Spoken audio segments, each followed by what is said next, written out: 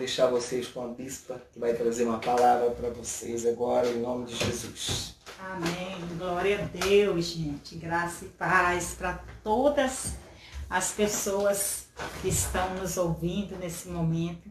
Não só para aquelas que vão ouvir, mas nesse momento, nesse exato momento. Mas também aquelas que no futuro irão ouvir essa pregação. E a Bíblia diz que a palavra de Deus não morre. Então, posso pregar hoje, amanhã, depois, se for a palavra de Deus, não cai a palavra de Deus. E eu quero falar para vocês sobre algo muito importante. Eu gosto muito de falar sobre o clamor, sobre oração, sobre buscar ao Senhor. E hoje eu quero falar um tema muito especial sobre o poder de um clamor. O poder de clamar, o poder de buscar o Senhor. Muitas pessoas desistem de buscar ao Senhor. Tem orações, clamores que nós vamos fazer a Deus. E Ele vai nos responder e nós vamos participar dessas respostas, desses clamores. Tem clamores que nós vamos clamar e nós poderemos morrer e Deus nos responder através da nossa geração. Tem clamores que Deus nos responde imediatamente, tem clamores que Deus nos responde com o tempo. Mas você tem que entender que não importa o momento que Deus vai responder o teu clamor, você não pode parar de clamar. Porque o que acontece?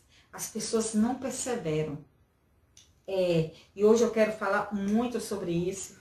Já essa palavra que eu preparei para vocês, que ela se encontra em Jeremias 33, versículo de 1 a 3. Olha que eu amo o profeta Jeremias, né? Porque ele é um profeta que passou por muitas tribulações. É um profeta que sofreu no momento que ele estava profetizando. Ele estava fazendo a vontade de Deus, mas ele estava passando algumas dificuldades. Ele estava passando alguns desalentos na sua vida. E ele fala assim, no versículo 33, veio a palavra do Senhor a Jeremias. Olha que tremendo. Primeira coisa que veio, a palavra de Deus. Segunda vez estando ele ainda encarcerado no pátio do guarda. Então veio a segunda vez a palavra de Deus para a vida de Jeremias enquanto ele estava encarcerado. Ele não estava fazendo o quê? Ele não estava se divertindo. Ele não estava passando por um momento de bonança na sua vida.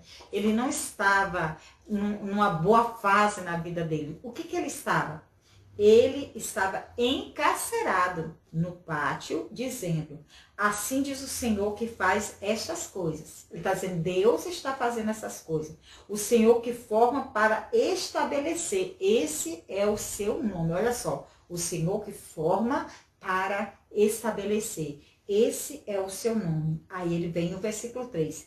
Clama-me e te responderei. Clama, invoca. Em outras versões tem invoca-me.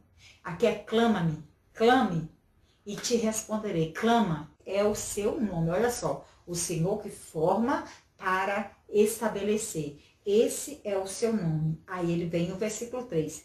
Clama-me e te responderei. Clama, invoca. Em outras versões tem invoca-me. Aqui é clama-me, clame e te responderei. Clama e te responderei. Primeira coisa, quando você clamar, Deus vai te responder. Você clama, Deus te responde. Primeiro clamor, segunda resposta. Terceira, anunciar-te-ei coisas grandes e ocultas que não sabes. Então, através desse clamor, no meio do cárcere, Deus está falando assim, através da palavra que deu na boca de Jeremias. Profetiza. Se eles clamarem, se eles invocarem o meu nome, eu vou ter resposta. Eu vou anunciar. Deus está falando, eu mesmo vou anunciar coisas grandes. Eu vou proclamar coisas grandes. Não é outras pessoas que vão anunciar. É o Senhor que vai anunciar coisas grandes. Então, o profeta Jeremias, ele era apenas um jovem, quando foi chamado para quê? Para proclamar uma severa mensagem ao povo de Israel. Quando Deus chamou severa mensagem ao povo de Israel. Quando Deus chamou Jeremias, era uma mensagem forte, era uma mensagem dura.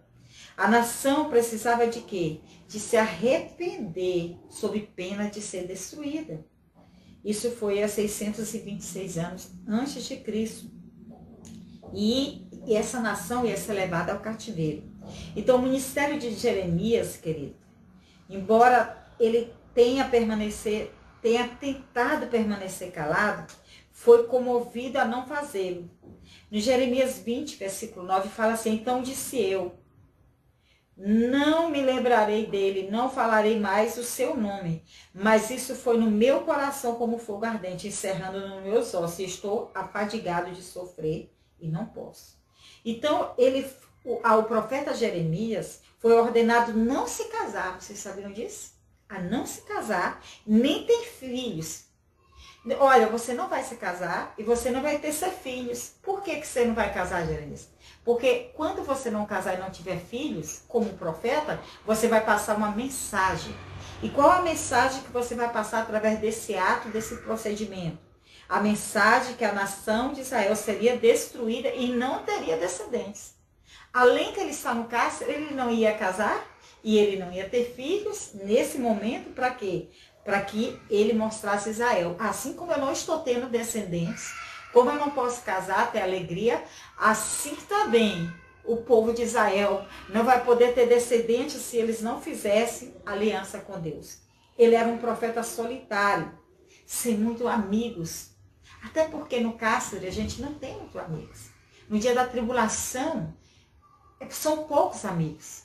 No dia da bonança, no dia da prosperidade, no dia que você está bem, no dia que você tem dinheiro, no dia que você tem uma boa casa, um bom carro, no dia que está tudo favorável aos olhos dos homens, você tem muitos amigos. A Bíblia até diz que quem dá muito presente tem muitos amigos, em Provérbios. Mas aqui, quando ele está encarcerado, quem quer ser amigo e acompanhar a pessoa encarcerada? Então ele estava sozinho. E mesmo ele só, Deus dá uma palavra para ele. É importante, querido. O poder do clamor, muitas vezes você tem que estar sozinho. O clamor, às vezes a gente fala, toda a igreja vai clamar, todos nós vamos clamar, amém. Tem momentos que todos nós temos que clamarmos juntos, mas aqui Deus está falando, clama a mim e te responderei. Te responderei. E todos nós temos que clamarmos juntos. Mas aqui, Deus está falando, clama a mim e te responderei. Te responderei. Deus quer dar resposta ao teu clamor. Porque o clamor, ele tem um poder. E aqui, o que aconteceu? Ele, por causa do seu pessimismo, porque se você ler o livro de Jeremias, o discurso dele é de pessimismo. Até hoje. Se a gente fala, olha, a gente tem que chorar os que choram. Não, a gente tem que animar. Não, no tempo de chorar, nós temos que chorar. No tempo de se alegrar, nós temos que se alegrar. No tempo de abraçar, nós temos que abraçar. No tempo de deixar de abraçar, nós temos que deixar de abraçar. No tempo de rir, nós temos que rir. A Bíblia fala que há tempo para todas as coisas debaixo da terra. Em Eclesiastes fala isso. E aqui, ele, na sua época, da época de Jeremias, eles só queriam paz e prosperidade. Eles só queriam palavras de paz, palavras de prosperidade e palavras de bênçãos. E Deus não levou Jeremias naquele tempo para trazer essas palavras. E o que aconteceu? O levou para o cárcere. Porque a palavra era de arrependimento. A palavra era de mudança. A palavra era de mudar a rota. A palavra era para clamar. Clamar para receber coisas novas. Clamar para receber coisas grandes. Clamar para receber coisas grandes e que estavam ocultadas, que ninguém sabia. Agora, olha só, quando você clama, coisas acontecem. Então, aprisionado e encarcerado no pátio da guarda por causa de suas profecias, ele ouve a voz daquele que era seu refúgio em todo o tempo. Olha, deixa eu te falar aqui uma coisa. muitas vezes você fica esperando assim, mas eu quero uma pessoa que ore por mim. Deus, no meio do cárcere, quer que você receba a palavra, a revelação dele para a tua vida. Amém, querido? As pessoas estão dizendo assim, mas nós igrejas estamos impedidos de adorar. Não estamos impedidos de adorar. Muitas pessoas estão tendo dificuldade nessa pandemia. Por quê? Porque não tem o costume de orar, de buscar a Deus. Sempre tem costume de ouvir vozes de pessoas e não tem costume de ter um clamor na sua boca. Então Jeremias, ele fala, clama-me e responderei e anunciarei coisas grandes. E será o que passava na mente de Jeremias nessa ocasião? O que aconteceu na mente de Jeremias encarcerado e dando uma palavra dessa? Estaria ele orando, questionando Deus sobre o seu chamado, sobre o seu lamento, medo da morte? O que será? Se tinha angústia no coração de Jeremias, dentro dos grilhões, perto daqueles guardas, fazendo a vontade de Deus e encarcerado, fazendo a vontade de Deus e sendo perseguido, fazendo a vontade de Deus e sendo molestado, fazendo a vontade de Deus e sofrendo. Muitas vezes nessa noite você está fazendo a vontade de Deus e você está se perguntando, Senhor, porque eu faço a tua vontade e eu sofro tanto? Sabe por quê, querido? Porque só aqueles que recebem a palavra de Deus em meio ao sofrimento, em meio ao cárcere, é que pode clamar e pode receber coisas grandes, coisas ocultas que ainda não sabe.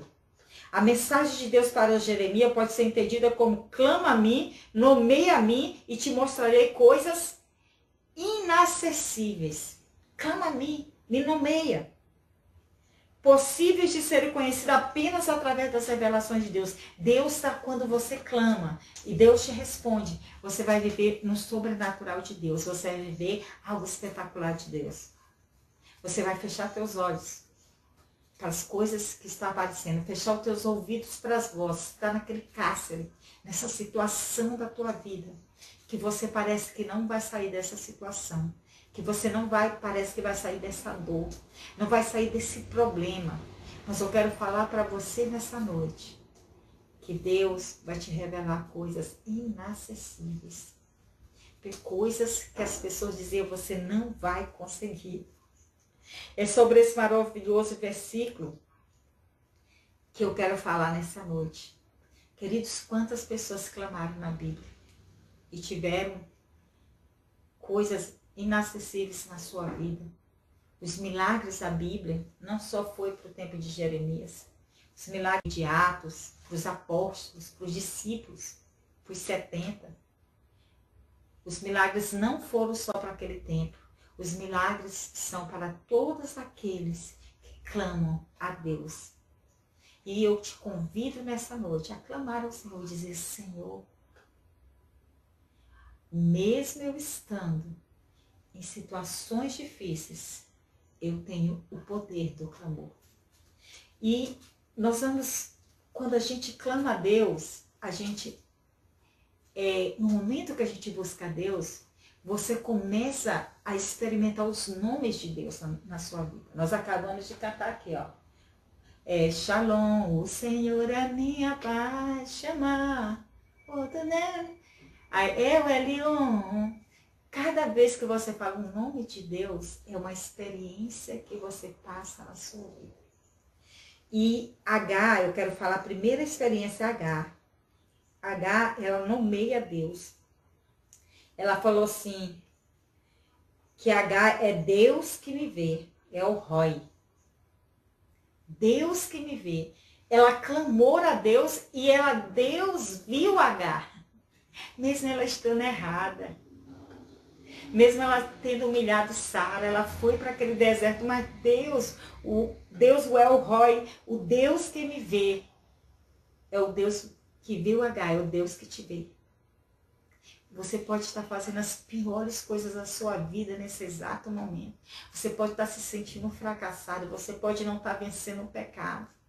Você está sem fé, incrédulo, mas eu quero te falar que Deus te vê nessa noite.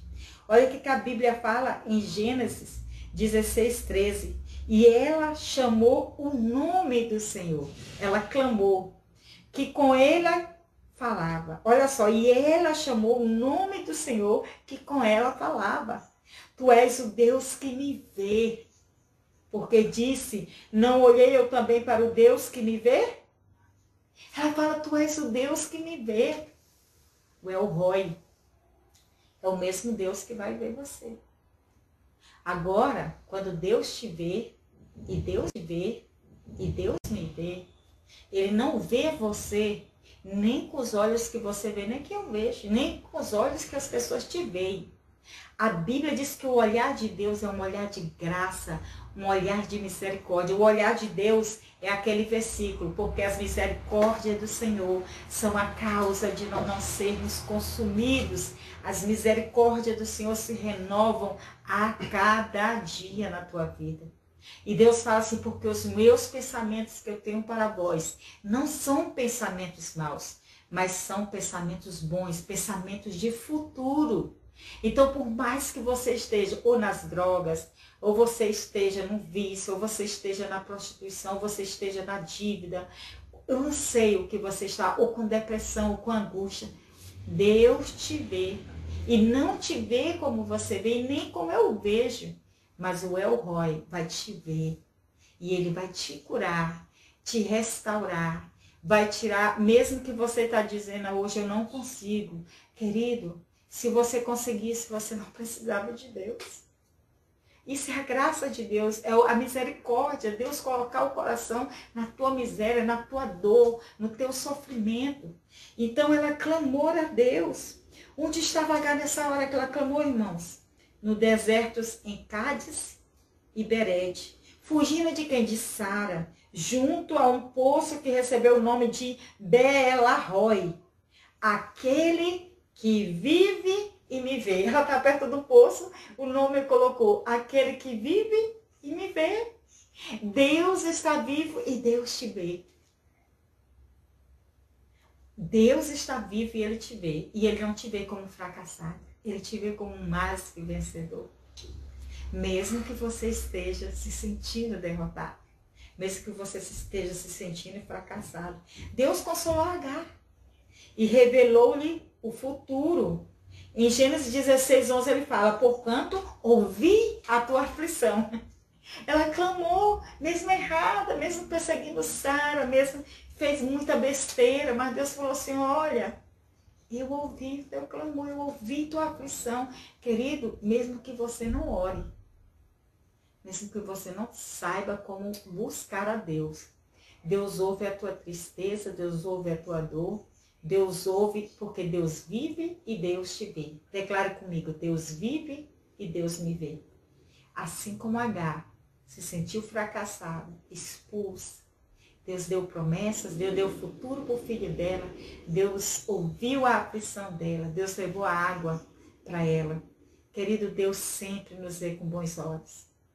Não pense num Deus que te vê só ruim, num Deus que quer te sabotar, no Deus que quer que você fique fracassado, no Deus que quer que você viva uma pessoa para baixo. Não. Os pensamentos de Deus são sempre bons para você. Então Agar nomeou Deus como El Roi. Então, clama a mim e te responderei, e te nomearei. E Abraão nomeou Deus como Jeová Jireh, o Deus que provê. Olha só. Ele clama a Deus e Deus se revela de outra forma para Abraão. Você vê que para Agar é o El Roi, o Deus que vive e o Deus que vê. Para Abraão é o Deus Jeová Jireh, o Deus da provisão, o Deus que provê. Você vê que para cada pessoa Deus se revela. Deus não está encaixado ou dentro de uma caixa que ele só possa agir da maneira que você pensa, que eu penso e que eu quero. Deus tem uma multiforme maneira de agir, de se expressar e de fazer milagres. E aqui, ó, e chamou o nome de Deus, e chamou o nome daquele lugar, o Senhor proverá, donde diz até hoje, no monte do Senhor se proverá, Gênesis 22, 14. Então o patriarca ele estava ontem em Moriá, na companhia de quem? Do seu filho Isaac. E ela atendia o quê? Um chamado de Deus. Em Gênesis 22, 2, sobe ao monte e sacrifica teu único filho. Ele foi atender um chamado de Deus. Mas ele foi atender esse chamado de Deus, mas ele sabia o Deus que ele servia. Ele sabia que Deus era o Deus da provisão. Por isso que Abraão é nosso pai da fé. Porque ele recebeu esse clamor, trouxe coisas grandes e ocultas que ele não sabia, porque Deus deu uma geração para este homem. Abraão orara por todo o caminho. Gente, você acha que Abraão não clamou? Por todo o caminho, levando seu filho adolescente já, e dizendo, Senhor, esse filho é o filho da promessa, eu clamo a ti, eu te entrego, mas tu tem poder de ressuscitar. Até hoje, aquele Monte Moriá é conhecido como o Monte da Provisão. Tem momentos na sua vida que você vai pontuar o nome de Deus. Naquele ano, Deus foi o Deus da provisão. Naquele ano foi o El Roi, o Deus que me vê. Você vai experimentar isso. E eu quero declarar para você que o teu clamor, Deus vai te responder, vai se revelar como Deus que tudo provê na tua vida. O que está faltando na tua vida? Um esposo? Um milagre? O que está faltando? Eu não sei o que está faltando na tua vida. Mas quando você clama, Deus não vai dar só o que você está precisando. Deus vai te dar coisas grandes e ocultas que não sabes. Abraão queria um filho, só. Deus falou assim, não vou te dar um filho só. Eu vou te dar uma geração poderosa na terra. De ti nascerá Jesus Cristo, da tua geração. Nascerá um que restaurará todo mundo. Olha que poderoso.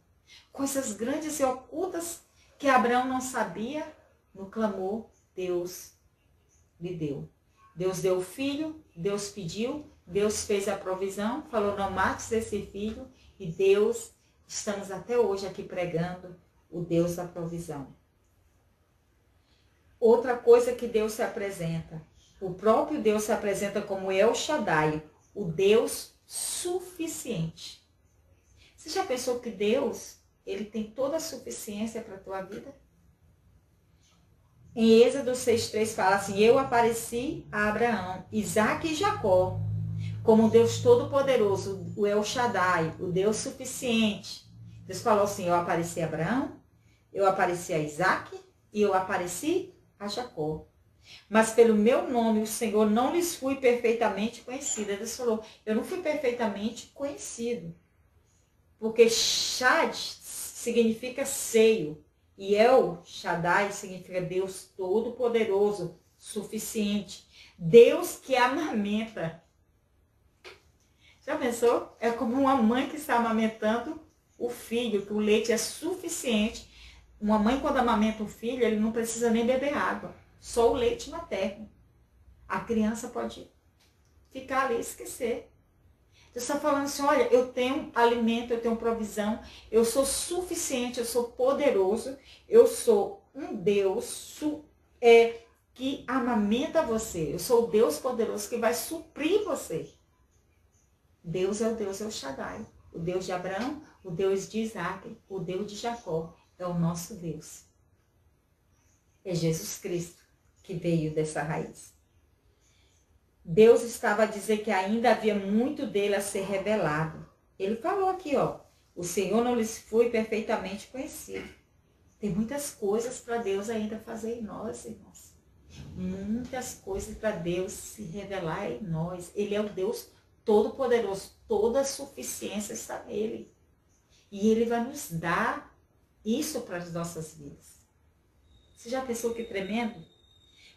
Outro nome de Deus. Moisés clama ao Senhor e ele se apresenta como Jeová Rapá, o Senhor que sara. Olha só, Moisés clama a Deus e Deus se revela agora como o Senhor que sara. Não é mais o El Shaddai, nem o El Roi, o Deus que vive e vê tudo. Agora é o Deus que sara as enfermidades. Como nós estamos precisando desse Deus, né? Nesses dias.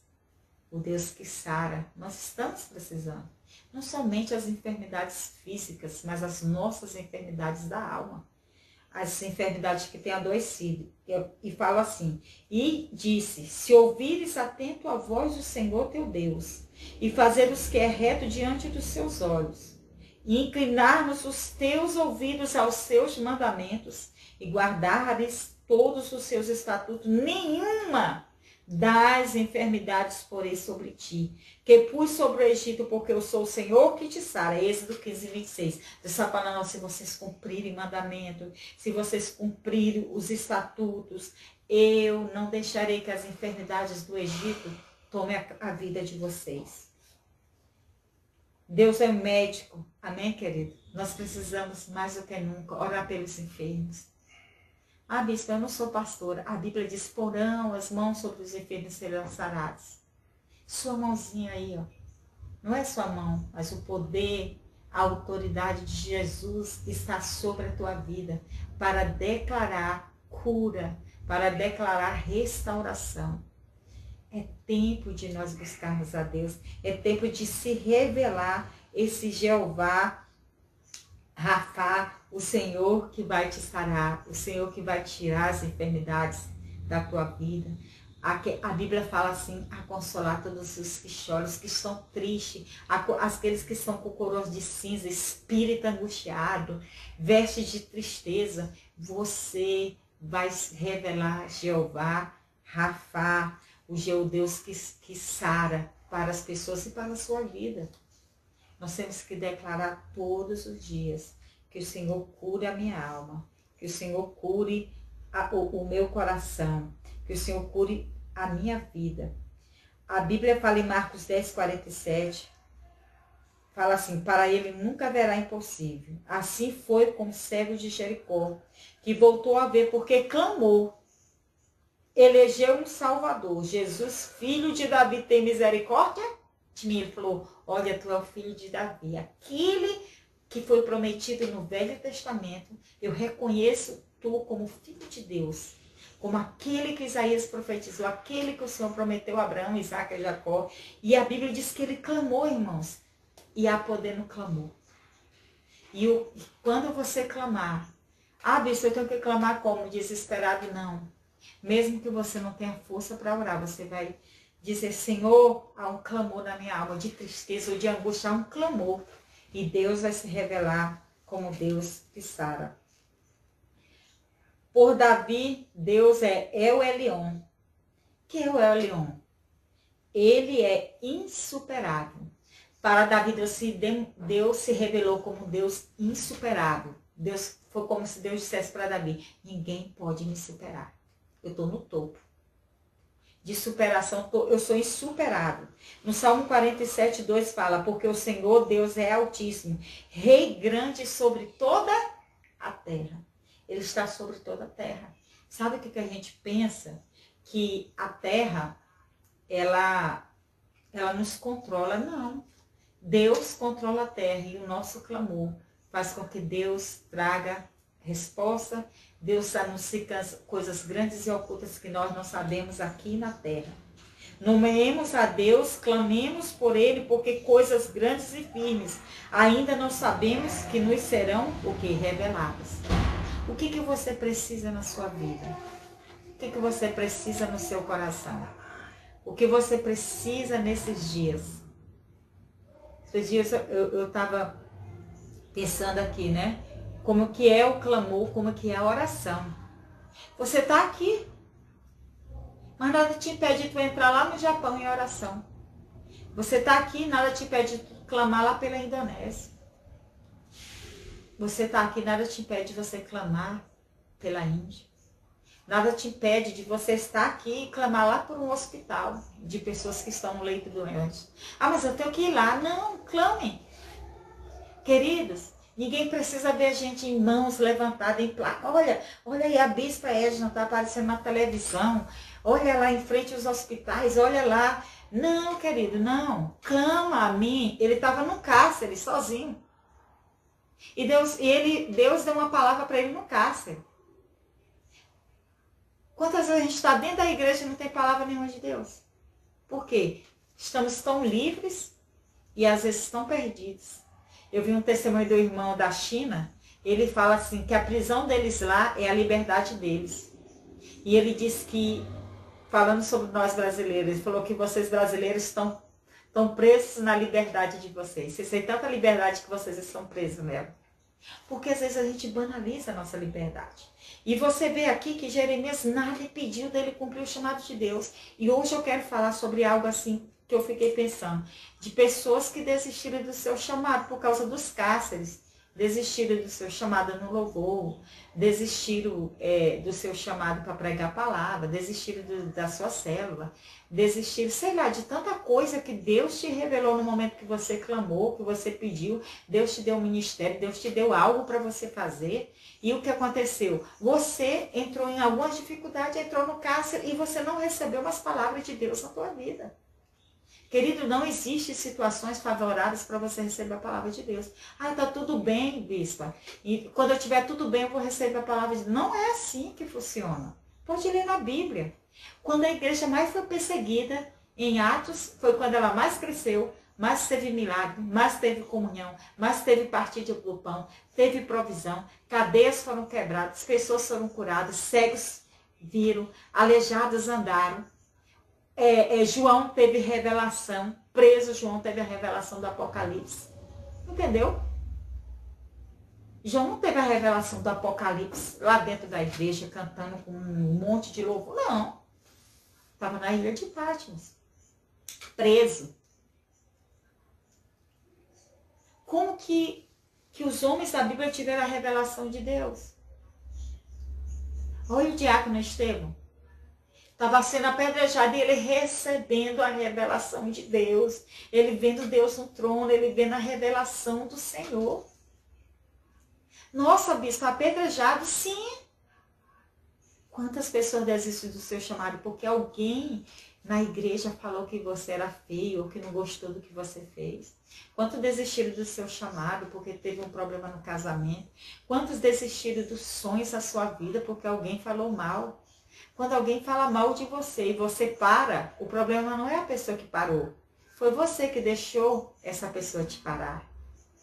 Porque dificuldades sempre vão ter. Jesus falou assim, no mundo passareis aflições, mas tem de bom ânimo, eu venci o mundo. Então você vai clamar. Você vai clamar Jeremias 33, de 1 a 3. Veio a palavra do Senhor a Jeremias a segunda vez. Não foi a primeira. A segunda. Estando ele ainda encarcerado no pátio, quando dizendo, assim diz o Senhor que faz essas coisas. Ele falou, Deus está fazendo isso aqui, ó. Nada da minha vida está fora do controle. Nada da tua vida. Tudo está no controle de Deus. Eu não falo assim, o diabo está fazendo isso. Não, eu sou serva de Deus. Deus é que está permitindo.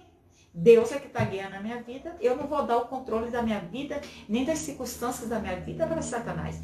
Aqui o profeta não deu. Ele falou, Deus é que faz essas coisas. O Senhor que forma para estabelecer. O Senhor é o seu nome. Aí ele fala assim, clama-me e te responderei. Anunciar-te-eis coisas grandes e ocultas que você ainda não sabe. O que você não sabe? O que você não está entendendo na tua vida? O que você ainda não entendeu? Então, essa palavra que eu tenho para a tua vida é uma palavra pequena, mas é uma palavra de fé. Eu gosto muito de praticidade na palavra de Deus. Eu gosto muito de pregar e ter prática, né? Porque eu acho assim que a Bíblia é para viver, as coisas de Deus é para viver. Eu não sei se daqui amanhã eu estou aqui. Não sei. Eu quero viver o tempo que se chama hoje. Eu quero pedir a Deus hoje. Eu quero viver a vontade de Deus hoje. Amém? Fazemos planos para o futuro? Sim. Mas acima dos planos do futuro está o tempo de Deus sobre a minha vida e sobre a tua vida. Tudo está debaixo da mão de Deus e Ele vai se revelar. Como El Roi, como Jeová Rafá, como Jeová insuperável, como aquele que vai te responder. E nessa noite eu quero fazer uma oração com você. Uma oração de fé, para que Deus se revele, porque esta palavra, ela tem poder. Talvez você olhe para mim e você veja imperfeição na minha vida. Ou alguma coisa que eu falei e você não concordou, não sei. Mas eu quero falar para você que isso aqui, ó, é 100% de aprovação. E quando você lê e quando você buscar a Deus, não é buscar a Deus, não procure as suas palavras bonitas, não. Seja sincero com Deus. Seja prático com Deus. Diga, Senhor, eu preciso de Ti. Mas tem dia que a gente se sente super-homem, mas tem dia que a gente se sente, às vezes, um lixo. Mas a Bíblia diz que Deus ergue do monturo o necessitado e o faz assentar entre os príncipes. Amém? Eu quero fazer uma oração agora. Você vai levantar a sua mão, aonde você estiver, nesse momento. E você vai pedir o Espírito Santo para te visitar. Mesmo Espírito que visitou Jeremias. Esse Espírito que visitou Agar. O mesmo Espírito que visitou Abraão, Isaac e Jacó.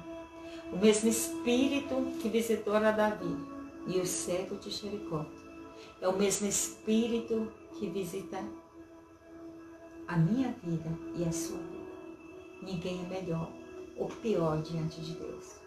Porque pela graça somos salvos mediante a fé. E isso não vem de vós, nem de mim, nem de você, mas vem de Deus. Porque é Ele que nos salva. Não pelo que nós somos ou pelo que nós merecemos. Porque Ele é suficiente e insuperável. Ele é poderoso.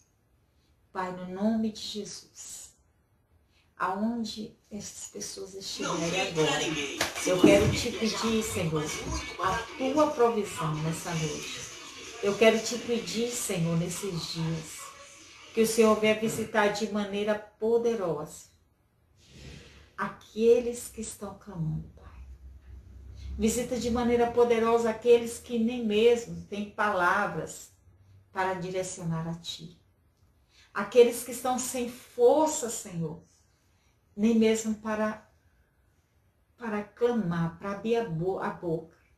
Mas Espírito Santo intercede por eles nessa noite.